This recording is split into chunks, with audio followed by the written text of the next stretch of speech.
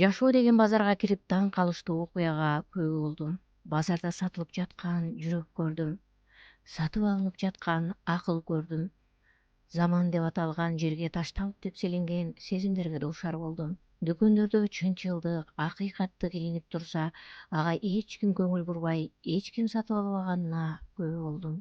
Бирок ошол эле дүкөндөгү жалган жана алдамчылыкка кезекке тургандарды көрдүм. Ыклас, эскирип, модадан калган буюмдай өңү жүптөр. Үмүт баасы көтөрүлүп алалык болуптур. Максатың өзүңдү адамдарга сүйдүрүү болбосун. Анткени адамдардын жүрөктөрү, сүйүүлөрү өзгөрүлүп турат. Негизги максатың Кудай сени жакшы көрсө, адамдардын жүрөгүнө сагы болгон сүйүүнү салып коет. Ошондо баардык адамдар сени сүйүп урматташат. Дайыма туура эмес ишти, ката сөздү жаман көр. Ката кылган адамды эмес, жүрөгүңдүн түпкүрүнөн күнөөнү жаман көр. Бирок күнөө кылган адамды кечире бил. Дайыма айтылган сөздү сында, бирок ал сөздү айткан адамды сыйла. Биздин максатыбыз ооруну түп тамыры менен дарылап жок кылуу, бирок оорулуу кишини жок кылуу эмес.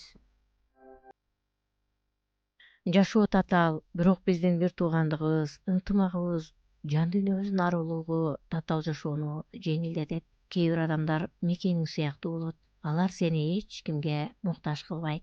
Кээ бир адамдарга жолуккан кезде өзүңө жолуккандай сезесиң. Башкалардын сени урматтап сыйлоосу бул сенин байлыгың. Өз колуң менен курган көпүрөнү талкалаба. Балким бир күн келип кайрадан тургузууга туура келет.